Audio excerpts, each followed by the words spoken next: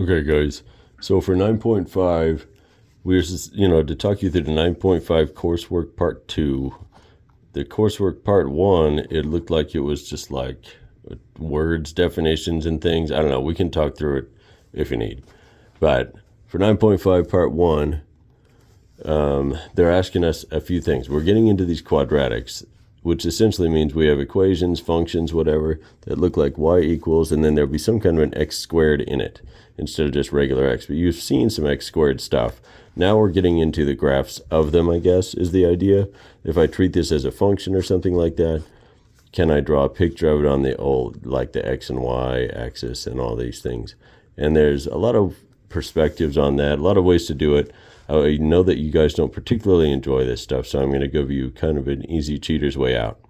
And so first things first, if you see a function or an equation that says something like y equals x squared of any kind, if you see an x squared in it, what we'll notice is that they all tend to be the same kind of thing. Here, I'll show you just as an example. You don't have to write, well, you can write this down if it's helpful, but to set the stage anyway, this won't be like one of your homework problems yet, but it'll help you to figure out all the other ones. And so let's see here. If we had this as like I put input numbers for x and then I get out numbers for y, and I'm just trying to get dots out of this.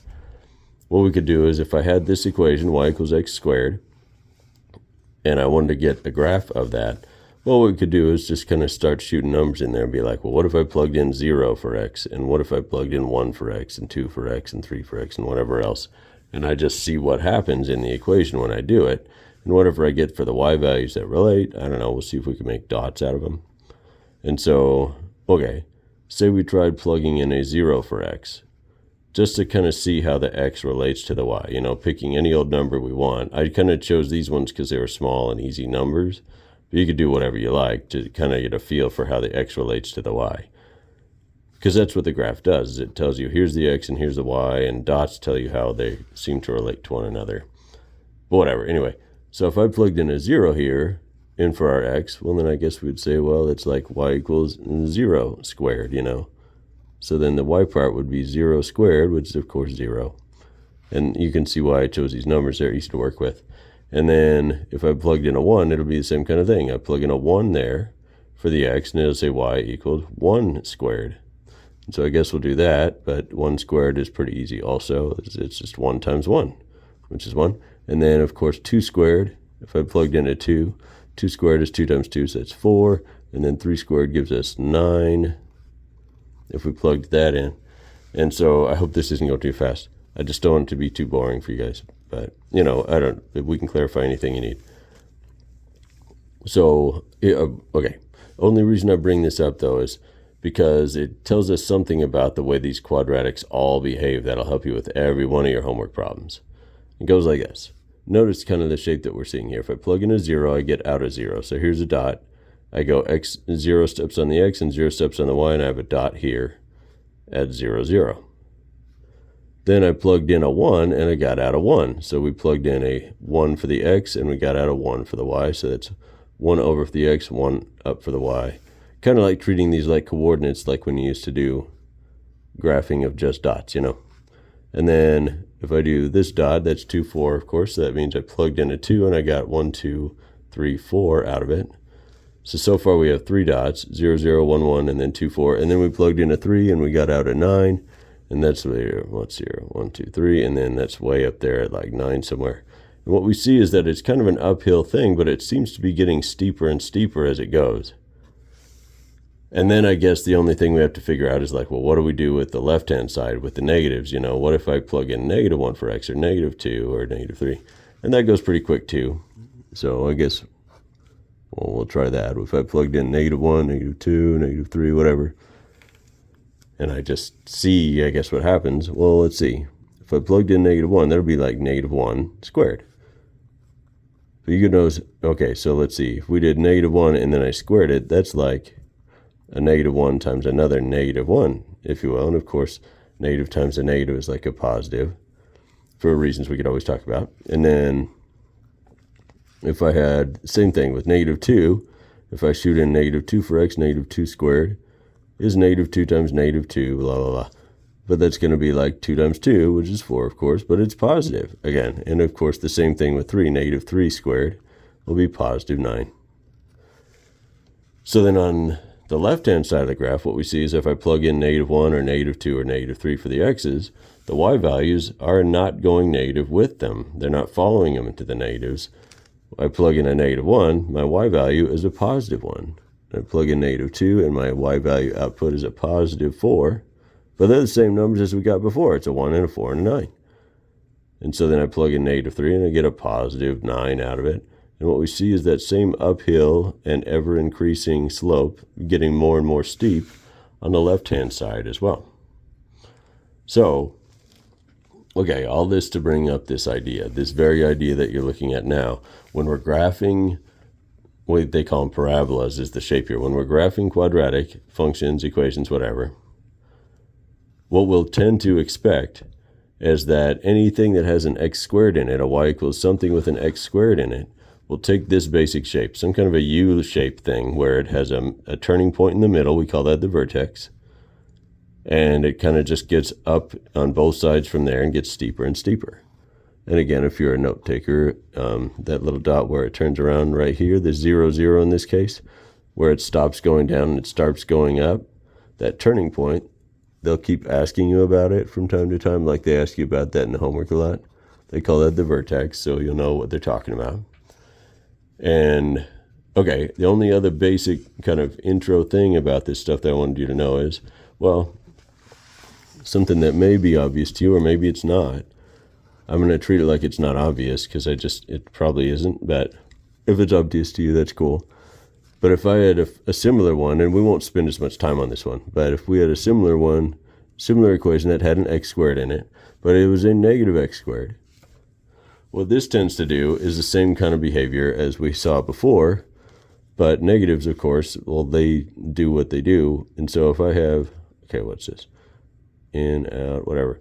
If I plugged in a bunch of numbers for x, again, 0, 1, 2, 3, negative 1, negative 2, negative 3, like we did before, well, I guess what we'll see with the outputs is every time I plug in a number, I square it, and then I give it a negative. So my prediction is that everything we'll get is the same numbers as we had before, but they'll all just have a negative tapped onto them on that 1 and that 4 and that 9 and all those things, because we're doing the same thing, is we're squaring things, and then we just put a negative on it afterwards.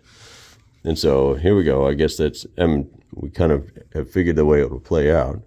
But here we go. If I plugged in 0, well, that one's going to be boring, because 0 squared is 0 anyway, and there's no such thing as a positive or negative. But say we tried the 1, and we're like, well, that's 1 squared, and then negative it. Well, 1 squared is 1, and then it gets a negative, so that'll be negative 1. Same thing with 2. 2 squared is 4, but then you negative it. And then, of course, 3 gives you a negative 9. And the same thing will happen with these. Even though you're plugging in a negative number, here, we'll try one. Say I plugged in a negative 1, and I squared it. Well, negative 1 squared is, of course, regular 1, because it's a negative 1 times a negative 1. So that becomes regular 1 for that part. But then there's an extra negative here that we didn't use when we were squaring it. So that negative is still sitting there. So I guess we do get a negative 1 and a negative 4. And I'd run out of room, but a negative 9. So I guess what we see for these ones is it's the same dots as we had last time, just the y values are all upside down. They're all negative now. Which I guess, okay, we'll draw a little bit of a different picture. We notice we still plugged in a 0 and got out a 0, so our dot was still 0 to start with. But then when we plugged in 1, 2, and 3, our y values were all negative 1, negative 4, negative 9. So our dots look a little bit more like plugged in a 1, got out a negative 1. Plugged in a 2, got out a negative 1, 2, 3, 4, right? Yeah, it was negative 4. And I plugged in a 3 and got out a negative 9 way down there. And it's doing that same thing again, just downhill this time. And then, of course, the same thing on the left-hand side. We plugged in negative 1, negative 2, and negative 3, and we got negative 1, negative 4, negative 9. And it's taking this same basic shape, just kind of more downhill now. It's upside down is all. So these are our two fundamentals here. we'll need to figure out how to find the vertex when the things get more complicated, and that's what I was going to spend some time with you on here in a sec, to make some problems that look a lot like your homework ones, and therefore, of course, a lot like your quiz ones. But we have this foundation to make sense of all that. Would be, okay, if you see something that has a y and a regular x squared in it, like a positive x squared, well, it'll be an up-looking parabola with a vertex. And then if you see one with a negative number on the x squared, like a negative x squared or negative 2x squared or negative 3x squared, if it's a negative x squared, then it'll be the same kind of thing, just kind of upside down, more of an N shape than a U shape. And so kind of a U for up or an N for down or whatever. In each case, they'll ask us where's the vertex, and that's what I'm going to show you how to do in a very like dirt dog cheaters way. Okay. Anyway, so expect that. Regular x squared up, negative x squared, it'll go downward. But then here's the nuts and bolts. Okay. Things that look a little bit more like your homework is, here we go, where are we at? Okay. If I give you an equation look like this, say, y equaled x squared plus 6x minus 16. This is a little bit like, say, the first one you run into in your homework. Well, the first thing we'll notice is that it's a regular x squared here. We may not know what to do with the 6x and the 16 and how to make sense of all that, but we know that the x squared itself doesn't have a negative on it. Sorry for the focusing thing. Anyway, it doesn't seem to have a negative on it. It's not like it was a minus x squared. It's a regular x squared. So right off the bat, we know it's going to be sort of like this shape, you know, an uphill parabola. Sorry. But what we don't know is, like, well, besides that, do we know any details at all about how to graph this thing? So what I would suggest is, for something like this, the big thing that they're going to want to look for on these things is, where is the vertex? You'll notice they keep on asking that. It's in the directions. It'll be in any question. They'll say, well, find the vertex of the thing, and then, you know, draw the graph or whatever. Well, half the thing is done now, because we know the shape of it is going to be an up parabola. I just got to figure out what are the coordinates of the turning point, the vertex here. And that's where I'm going to give you a cheater's way. I don't normally give to my classes, but I know you hate this stuff. And so here we go. You won't maybe, it doesn't help you to understand this stuff as well as doing it the long way or doing it any other way that we normally go. But this is be a cheater's way out. And so, and it's a perfectly legit way. Actually, some textbooks teach it this way. I just hate it. But you guys remember the whole A, B, and C thing from when we were doing quadratic formula. And we'll label our numbers accordingly. And we'll say, well, there's an A number and a B number and a C number. The A number is whatever's next to the x squared, which is no number there. So I guess it's just a 1. So we'll put A as 1. And then B is the number that's with x, so I guess 6. And then C is the number that's by itself. There's no x's there, so I guess it's a negative 16. So if we label those up, then secretly, the vertex can be found, vertex is at,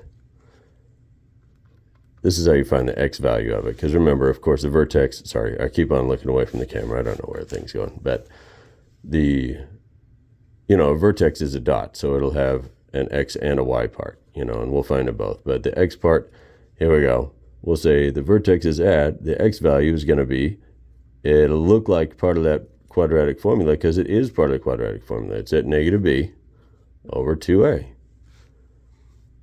And so it's not the whole formula. We don't need that for it. We just need the negative b over 2a part.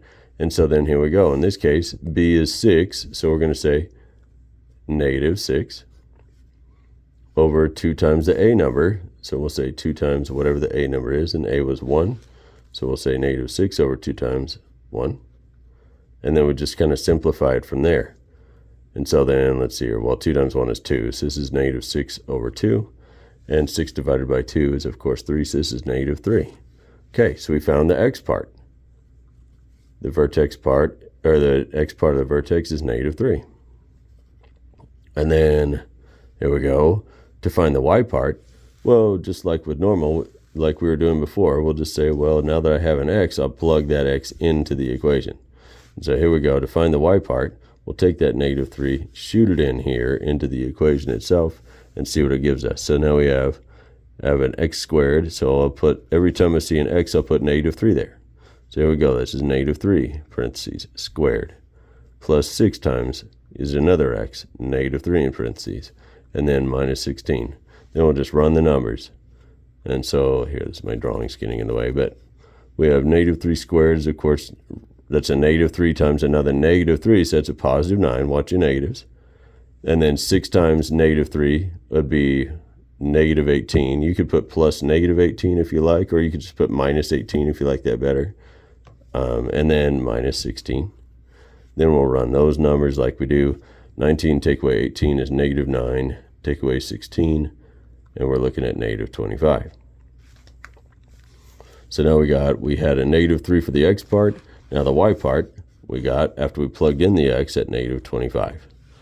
And now we have ourselves a vertex, and we know the basic shape of it. So looking back, we said, okay, it was a positive x squared. There's no negative anything in front of the x squared, so it's a positive x squared. So we knew it was kind of more of an up-looking one, and we just didn't know where the turning point was, but now we do.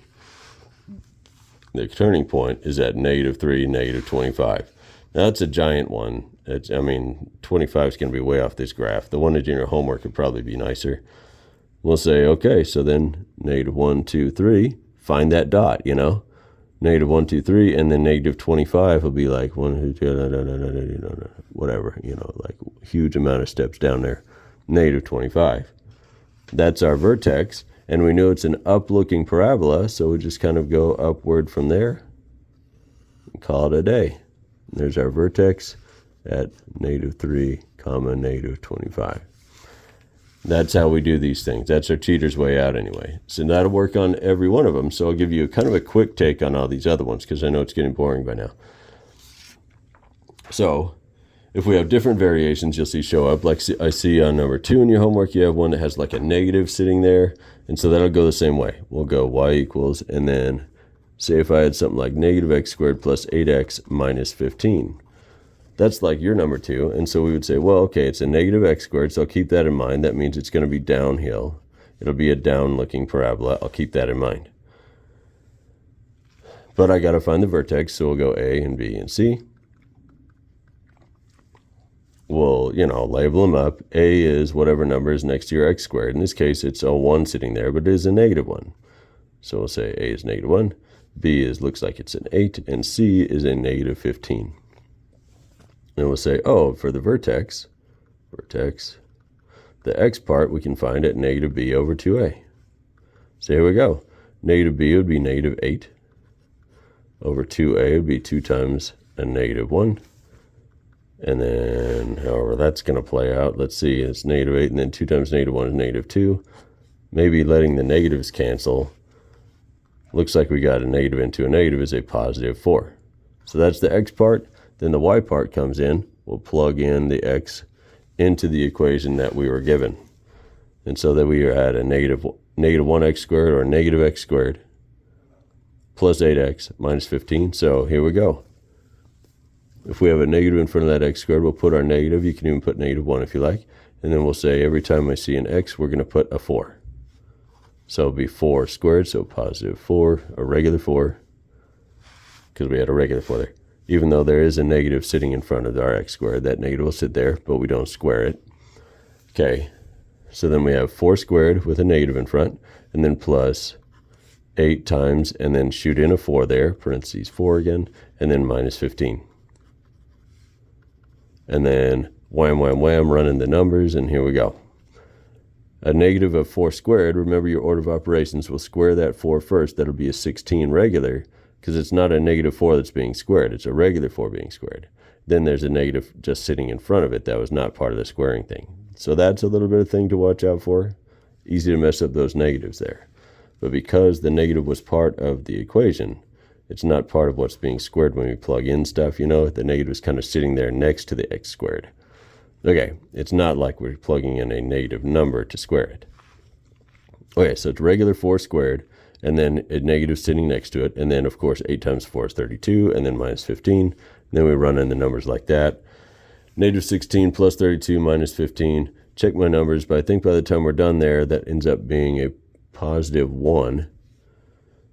because negative 32 plus, here, well, I'll just show you. Negative 16 plus 32 is a positive 16 and then minus 15, and so then that makes a 1. Okay, so then that becomes the y part. And so now we're pretty much done. We just draw the picture. We said we find our vertex. We did our negative b over 2a thing, got a 4, and then we shot the x into there and got the y part. And now our vertex then, so our vertex then is, we've got a 4 for the x part, and the y part is a 1. And now we can just look back and see, well, okay, we can draw a picture of this. Looking back on our equation, we decided it was a negative x squared, so that, you know, if the lead term there is a negative, it'll be a downhill parabola, upside down type. And now we know what the vertex is. So we'll go to the vertex at 1, 2, 3, 4, up 1, and then we'll kind of downhill it. There's a million other dots you could find too, but this is good enough for what we need right now. Okay, other variations. I'm noticing numbers, let's see here. Numbers 3 and 4 look pretty similar to those, but they do start having bigger numbers in them a little bit, so I wanted to show you at least one of those. If I saw something like number 3 or something, here's one that, here, check this out. I made this one up that's kind of like those ones. If I had y equaled, and we had 3x squared minus 6x minus 4. This has probably got some more complications to it. And well, it would be like, okay, a is this, b is this, c is this. And we'll notice that the number next to the x squared is positive. It's a positive 3x squared, so it'll be an uphill parabola. We'll figure that out, or we'll assume that much. Then we'll go a is 3, b is negative 6. Notice there's a negative on that 6 already, and then minus 4 for c. And then here we go, x equals negative b over 2a. Remember, negative b over 2a, well, if the b number is already negative, we've seen that before. That means this is a negative of negative 6, or just you could put regular 6, you know. And then over 2 times a is 2 times 3. And that's going to go smoothly because, of course, that means this is regular 6 instead. Over, and 2 times 3 is, well, I guess 6. So we have a 6 over 6. So the x part, I guess, is a 1. Got it? Then we'll figure out the y part by just shooting it in there like we do. So even though the numbers are bigger and worse looking because there's like a number with the x squared here, besides just a 1 or something, ends up being nicer on these ones than the other ones. Okay. And then shooting that in there, you can do it if, you know, ahead of me if you don't want to wait for me to talk through it. But the idea is that we'll just shoot a 1 in there because we got a 1 for the x part. So then the y part will be, we'll copy it down, 3, and then when I see an x, I'm going to put a parentheses 1 there. And so 3 and then 1 squared minus 6 times 1 and then minus 4. And then we're doing our thing here. Let's see here. By order of operations, we'll have to square it first. That's 1 squared times 3 would be 1 times 3. So 3 minus 6 times 1 is 6, and then minus 4. And then we're racing through this one now. You know, we got 3 minus 6 would be negative 3. Take away 4. Always check the left and the right on that, because remember, it's regular 3 and negative 6. That's like to the right 3 and to the left 6. That's negative 3. And then minus 4. So now we have negative 3 minus 4, both going to the left. That'll be negative 7. Got ourselves a vertex. The x part is a 1. The y part is a negative 7. And this looks like an upward parabola because of the positive 3 there. So now we can draw it. We'll say this guy, we plugged in a 1. We got out a negative 7, or the vertex was at positive 1, negative 7. And here we go, plugged in a 1, got out a 1, 2, 3, 4, 5, 6, 7 downstairs.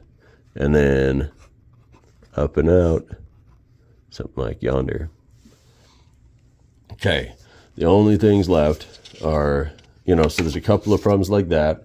And then I'm seeing in your homework also, there's a couple at the end that kind of, it just seems like they're trying to test you to see if you know what you're doing. But they end up being pretty simple, just weird looking. So if I saw one that looked like kind of like theirs, like if I had one, it was like y equals, and then we had something that was like, let's do like 6x squared minus a million. I'm trying to think of a good number because I didn't make one. Well, who cares? We'll just put a number there now, whatever, 8 or something. Hopefully this will be good enough. You'll notice that, well, this one is missing a regular x term. It has the x squared guy, then there's no regular x term, and then it has the -8. Well, it'll be all right. So we'll just see how that goes. But we'll have to be like, A and B and C and all the things we do. And it'll just kind of be missing some stuff, And so then notice that the x squared term is a +6 there. So this will be an uphill type parabola. It'll be like one of those up ones. And we got to find the vertex. And so let's see here. If we said, okay, well, the A number is 6 because that's with the x squared term. The B number is the one that's with regular x's, and there's none of those. So we actually put 0 for that because there's like a 0x there. And then C is -8 or -8. Ta-da! So if something's missing, you can put a 0 there because it would work if you wanted to put like 6x squared plus 0x -8. Like you could always put that in there if you wanted to put the 0x there. It would be fine. Who cares? Anyway, so then from there, now we'll be like something. I don't remember what I was talking about. Oh, yeah. X equals, and then here we go, vertex time, -b/2a and all this stuff. But there's, b is 0. So -0, this is going to go fast, over 2a, and a is 6. So it'd be 2 times 6 and whatever. There's no -0, so I guess that's just 0. But looks like we got 0 over 12. But, 0 divided by anything is going to be 0 still. So that's done. And then we'll plug it in there. And so then we'll be like, well, okay, I got the x part, and now we'll get the y part. Well, that's going to go fast too, because plugging in a 0 wipes things out. So we'll be like, every time I see an x, I'll put a 0. So it'll be 6 times parentheses 0 squared -8. And that goes pretty quick. Because now 0 squared is 0, and 0 times 6 is 0, and we have 0 minus 8, which is -8. Now we got a y part. And now we have a vertex, a 0 and a -8 for our x and our y. So here we go. Oops. There we go. 0, -8 for our x and our y. And then we're cooking with gas. And now we'll just say something. Oh, yeah. It was an uphill because of the positive x squared. And now we know where the vertex is. It's at 0, -8. So we'll go 0 steps on the x, and then 1, 2, 3, 4, 5, 6, 7, 8, -8 on the y part. Put a dot down yonder, and then it's an uphill from there.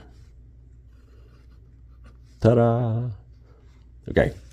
I'm sure there's more things to think about, but this will get you through the homework as well, or if nothing else. We can always talk about any other details if you like, because I know he's kind of taking a different approach by talking about the discriminant and this and that, and it just seemed like a nightmare to me. Anyway, I'll let you guys go at this point because it's almost a half-hour video. You guys are doing good.